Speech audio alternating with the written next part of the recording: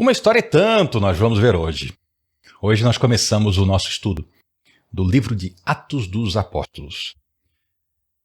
É uma história que muda tudo. Depois de Jesus Cristo ter mudado tudo com a sua ressurreição, ele forma a igreja. Ele ressurreta, ele vai para o céu, ele manda o seu espírito e ele forma um grupo, um corpo, uma identidade que muda a história da humanidade e especialmente muda a minha história, muda a sua história. Eu oro, eu peço nesse momento a Deus que conceda a graça a mim e a você de nós juntos tratarmos bem, adequadamente desse ensino maravilhoso da Escritura Sagrada. Olá, seja bem-vindo. Como você já sabe, aqui nós estudamos a Bíblia. Começamos Atos dos Apóstolos. Vamos lá, então, vamos seguir essa história de aventura cheia de coisas belíssimas. Tem tragédia, tem ressurreição, tem morte, tem tanta coisa. Nos próximos meses nós vamos navegar por essas páginas sagradas e, pela graça de Deus, eu e você seremos transformados por essa escritura, por esse texto sagrado, por esse ensino. Então eu convido você a abrir sua Bíblia comigo em Atos dos Apóstolos, Novo Testamento, depois dos 4 evangelhos, Mateus, Marcos, Lucas e João. Começa então esse maravilhoso livro. Quem escreveu esse livro foi Lucas, o mesmo Lucas do Evangelho de Lucas. Inclusive, se você reparar, a dedicatória do livro é a mesma, ou muito semelhante, a mesma pessoa. Eu leio para você. Em meu livro anterior, Teófilo, escrevi a respeito de tudo o que Jesus começou a fazer e ensinar. É o Evangelho. Até o dia em que foi levado aos céus, depois de ter dado instruções por meio do Espírito Santo aos apóstolos que havia escolhido. Você pode revisar aqui mesmo na sua Bíblia, ou voltar aqui no canal e ver o último vídeo do Evangelho de Lucas. Lá você vai ver o que aconteceu nesse finalzinho. E agora Lucas, ele vai pegar aquele conteúdo que ele já tratou antes, e ele vai expandir aqui. Ele vai trazer mais detalhes. E eu vou ajudar você a agora cruzar essas informações com outros evangelhos e até mesmo com uma carta de Paulo, para a gente entender como é que foi essa transição depois da ressurreição de Cristo até a ascensão dele e o começo da igreja. Então, o Evangelho de Lucas e também o livro de Atos foram escritos em grego koiné. O grego koiné não é o mesmo grego chamado de grego clássico, ainda que eu chame a escrita de Lucas de um grego clássico no sentido de que é maravilhoso, de que é belíssimo, de que ajudou a moldar, inclusive, a literatura grega do período clássico. E esse grego koiné, ele tem formas e regras um pouco diferentes daquela do grego clássico que a gente vê em algumas outras obras. Esse aqui era o grego popular, era o grego que o povo falava, só que na pena de Lucas, quando ele escreve, é outra coisa.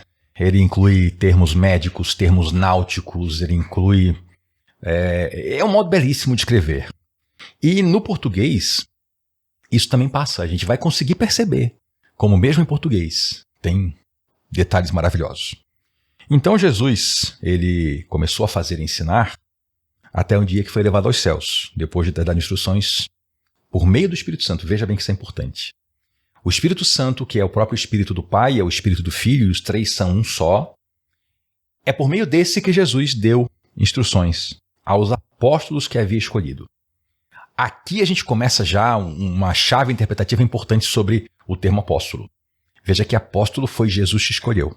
Nós vamos retomar daqui a pouco, quando eles forem escolher Matias como apóstolo, mas eu já adianto, tem um critério fundamental. Tem que ter andado com Jesus desde o princípio do ministério. É esse o critério. Então, ele teve os seus apóstolos. O apóstolo é mais ou menos um embaixador, um enviado de Jesus Cristo. Depois do seu sofrimento, Jesus se apresentou a eles e deu muitas provas indiscutíveis de que ele estava vivo. Ele apareceu a eles por um período de 40 dias, falando acerca do reino de Deus. Aqui eu dou uma pausa para a gente agora fazer aquele cruzamento de informações. E eu vou abrir uma outra Bíblia que eu tenho aqui, que ela trabalha o texto em ordem cronológica. E eu vou com isso lhe ajudar, então, a entender um pouco do que está se passando nesse momento histórico. Vamos lembrar, Jesus foi morto e ressuscitou na Páscoa. E aí se passaram 40 dias em que ele, por meio do Espírito Santo, ensinou aos seus apóstolos, deu instruções, fez, falou. Quando a gente vai cruzar isso com outros evangelhos, a gente vai ver, por exemplo, em 1 Coríntios 15, verso 5, que Jesus apareceu a Pedro e depois aos 12. Em Marcos 16, 14, diz que ele apareceu aos 11 enquanto comiam. E aí você se pergunta assim, mas eram 12 ou eram 11? Calma! Eram 11 porque Judas se suicidou. Mas daqui a pouquinho você já vai ver que voltam a ser 12. Então o próprio Lucas, nós já vimos também como é que ele faz o encerramento, né? Ele chega até a mostrar as mãos e os pés. João também diz que Jesus aparece entre os discípulos. E aparece depois a Tomé, né? Tomé estava incrédulo naquele momento. Aí tem um detalhe que vai fazer muita diferença. Preste atenção nisso. Se você ler só o Evangelho de Lucas, ou só o livro de Atos, você tem a ilusão de que os discípulos, os apóstolos, ficaram em Jerusalém. E Jesus mandou eles continuarem em Jerusalém até que recebessem o Espírito Santo. Só que quando você lê isso junto com os outros livros, que eu vou fazer agora para você, você vai perceber que Jesus mandou que eles fossem para Galileia. E depois que eles voltaram da Galileia, é que ele deu a ordem, fiquem na cidade até que venha o Espírito Santo. Nós vemos que, no Evangelho de João, capítulo 21, que Jesus apareceu à margem do mar de Tiberíades, que é o mar da Galileia, que é o lago de Genezaré, enfim, todo aquele marzão que tem lá com vários nomes. E aconteceu a pesca maravilhosa. E talvez você esteja em dúvida, mas eles desobedeceram? Não. Eles foram ordenados. Eles receberam instrução de Jesus e também instrução por meio de anjos que falou às mulheres, vão para Galileia. Vão para Galileia, que lá ele vai encontrar vocês. Nós vemos em Mateus 28, a partir do verso 16, que ele encontra com os seus discípulos lá na Galileia.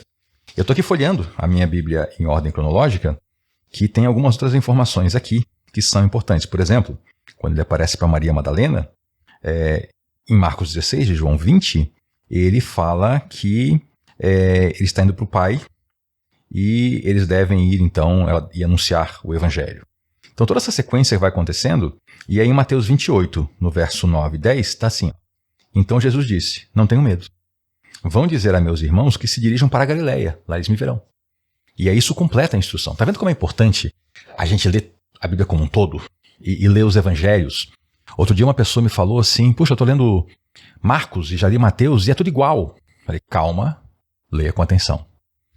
É diferente. É que o fato que Mateus, Marcos e Lucas, mais do que João, eles muitas vezes contam histórias sobre o mesmo fato. Mas ao contar, cada um dá detalhes a mais do que o outro. E quando a gente junta agora esse finalzinho do Evangelho como esse de Atos, a gente vê isso. Como isso é rico. Jesus dá a eles o envio para evangelizar as nações na Galileia ainda. A pesca milagrosa é na Galileia. A aparição a Tomé, isso tudo vai acontecendo, né? Jesus aparece, então, a gente vê em 1 Coríntios 15, né, apareceu a Tiago e a todos os apóstolos, e o Senhor vai dando essas instruções e essas apresentações para eles. E aí nós vamos agora retornar para a nossa leitura de Atos, que aqui na Bíblia cronológica também está apontando agora para Atos 1, e agora sim a gente segue essa caminhada e a gente vai entender um pouquinho melhor do que estava acontecendo. Então, vimos o quê? Jesus ressuscitou, e ele, durante 40 dias, ministrou aos apóstolos. Mas nesses 40 dias, ele mandou que eles fossem para Galileia, eles foram, e depois eles voltaram para Jerusalém. Então, certa ocasião, no verso 4, você está vendo que entre o final do verso 3 e o verso 4 tem muita coisa que Lucas não conta, mas Mateus conta, Marcos conta.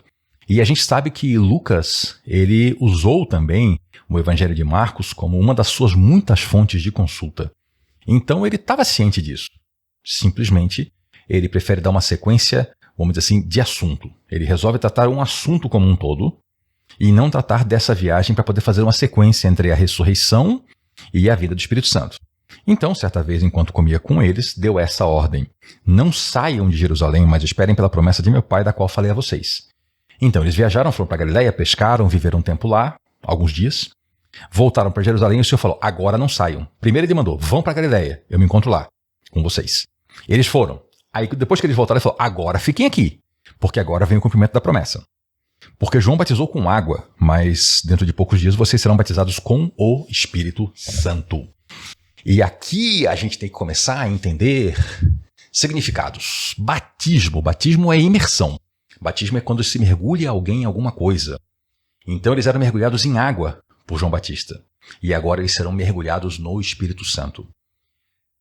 O Espírito Santo, essa palavra, né, em hebraico é Ruach HaKodesh, é o sopro santo. Em grego é pneuma, é o sopro também. Então, essa ideia de um fluido, de um ar que envolve os apóstolos e que preenche os apóstolos. Porque se você pensar, o ar é isso, né? O ar nos envolve, mas também nos preenche quando a gente respira. E então esse batismo com o Espírito Santo envolve isso, ser mergulhado no Espírito Santo, mas também ser cheio desse vento santo, desse sopro santo, que é o sopro que deu vida ao homem. Então, os que estavam reunidos perguntaram: Senhor, é nesse tempo que vais restaurar o reino a Israel? A velha pergunta. Durante todo o ministério de Jesus, aquela preocupação com a guerra messiânica que eles tinham na cabeça, que eles achavam que Jesus vinha para expulsar os romanos. E aí eles entenderam, depois da cruz, que tinha que ter morte e ressurreição. Mas eles ainda não estavam entendendo tudo. Então eles achavam assim: a gente antes se enganou, a gente pensou que ele vinha e já estabelecia o reino. Mas tinha que ter morte e ressurreição. E agora ele aparece ressurreto. Ninguém mata um ressurreto. Então agora ele está poderoso.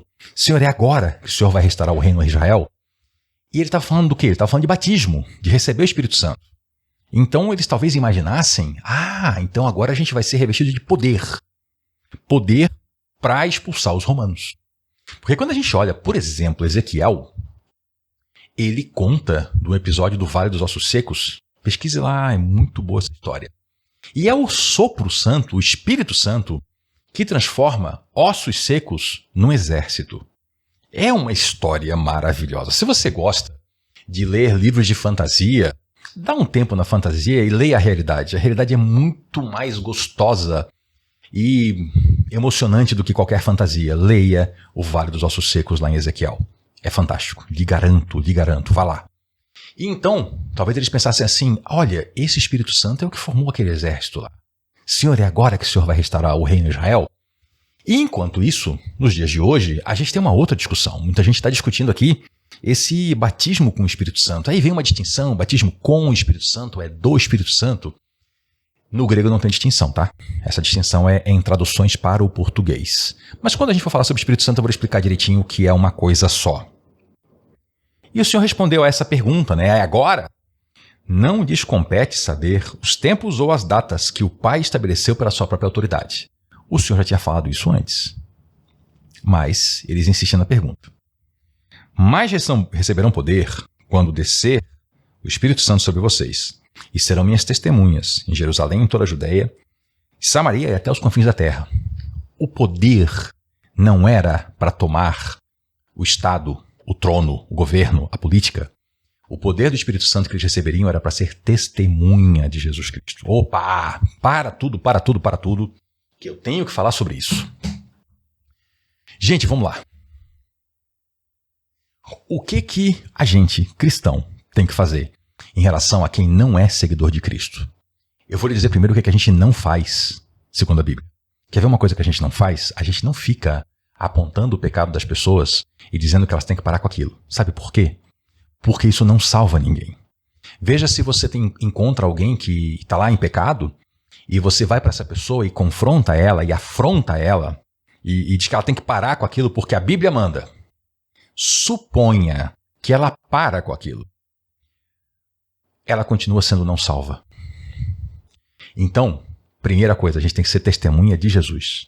Nós temos que testemunhar para as pessoas o que ele fez em nós. Quando a pessoa resolve ser discípulo de Jesus Cristo, aí no processo de discipulado a gente começa então a ensinar para ela que certas coisas a gente não faz, certas coisas a gente faz, mas não como lista de regras. Por favor. Não é isso que a Bíblia ensina. Mas como práticas de uma vida santa. É a história do convém e não convém, que Paulo nos ensina bem, a gente ainda vai chegar lá. Então o Senhor chamou, ele deu o Espírito Santo e deu poder para que as pessoas, a igreja, nós, eu e você, os apóstolos, sejamos testemunhas e não apontadores de dedos. Por quê? Porque isso não resolve. Não é que a gente tem que concordar com o pecado. É que está muito equivocado quem acha que, por exemplo, pegar um ônibus e ver algumas pessoas fazendo coisa errada e ficar confrontando e dizendo: eu tenho a Bíblia, eu leio a Bíblia, vocês têm que ler a Bíblia. Que isso é ser testemunha. Porque você não está contando nada de Jesus Cristo. Você não está falando de nada que ele fez na sua vida. Mas, com o poder do Espírito Santo, a gente tem que fazer isso. E aí, claro, no discipulado a gente vai pulindo a pedra até virar joia. E o Senhor, então, fala que eles serão testemunhas aonde? Primeiro em Jerusalém. Eles tinham que ficar em Jerusalém para receber o Espírito Santo. Quando recebessem, começavam a testemunhar lá. Isso, para a gente, dá para ter uma ideia, assim, trazer esse ensino para nós. O primeiro lugar que eu sou testemunha é na minha Jerusalém. Sabe daqui é minha Jerusalém? Minha casa. Minha família. E aqui que eu sou testemunha. Veja que é testemunha. Não é ser chato. Não é ser apontador de dedos. Não é ser estraga prazer, estraga festa. É ser testemunha. Se a minha família fizer coisas que eu não quero praticar como cristão, claro, não vou praticar. Mas é muito chato, tem pessoas que estragam suas famílias. Estragam. Porque não querem ser testemunha, querem ser juiz. E a minha Judeia, onde é que é? Bom, aí é o bairro que eu posso pensar assim, né? A minha Samaria já é um pouco mais longe e até os confins da terra.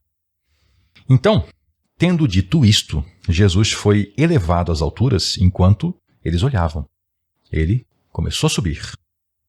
E uma nuvem o encobriu da vista deles. Ele estava em corpo físico. Ele tinha se alimentado com eles em mais de uma ocasião. Eles tinham tocado nele, tinham abraçado ele. E ele subiu. Um corpo, uma pessoa. Ele foi para o céu, em corpo. Assim como Enoque foi em corpo, assim como Elias foi em corpo. Só que aqueles lá não morreram. Jesus é o primeiro que morre, ressuscita e ressuscita glorificado. Porque outros ressuscitaram antes dele. Teve aqueles, por exemplo, que jogaram lá o morto em cima dos ossos do profeta Eliseu. O morto reviveu, só que não reviveu glorificado. E aí ele morreu.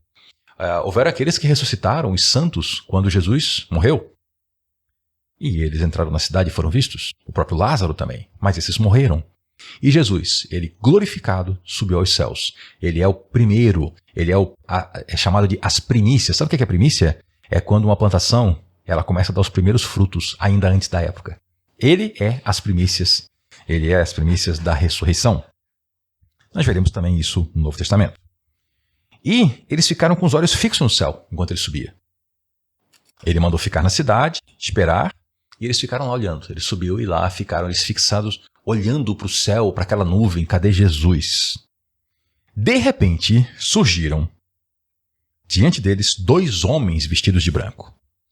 Essa é uma forma comum de aparição angelical para os homens. Anjos que têm aparência humana. Inclusive a Bíblia fala que tem gente que recebeu o anjo em sua casa não sabendo, achando que era uma pessoa. No Antigo Testamento tem alguns relatos disso também. E esses 2 homens apareceram vestidos de branco, esses 2 mensageiros, né? Anjo, a palavra é a mesma palavra para mensageiro. E disseram assim: Galileus, por que vocês estão olhando para o céu? Qual é de vocês? Esse mesmo Jesus que entre vocês foi elevado aos céus, ele voltará da mesma forma como o viram subir. E a gente lendo o conjunto das Escrituras, inclusive esse livro de Atos e outros do Antigo Testamento, a gente sabe que quando Jesus voltar, ele vai voltar no mesmo lugar que ele subiu. Ele vai voltar e vai colocar os pés dele no Monte das Oliveiras. É lá que ele vai tocar. Ele vai, claro, ser visto por toda a terra, mas é lá que ele volta, é lá que ele bota os pés dele. Então, por isso que ele está dizendo, assim como vocês viram ele subir, ele vai voltar. E nós aguardamos aqui a volta de Jesus. E aqui, nesse maravilhoso texto, nós agora avançamos 11 versos e vimos um bocado de conteúdo. Nós agora vamos dar aquela pausa até o próximo vídeo para a gente começar a ver o 12. Eu lhe sugiro, vá lá, dá uma leitura a partir do 12 e você já vai ver algo interessantíssimo. Interessantíssimo. Mas isso a gente vê no próximo vídeo. Muito obrigado mais uma vez pela sua companhia. Volte na próxima, conheça aqui os vídeos do canal e lembre, estude a sua Bíblia. A Bíblia é um livro para ser estudado e para ser meditado. Até lá!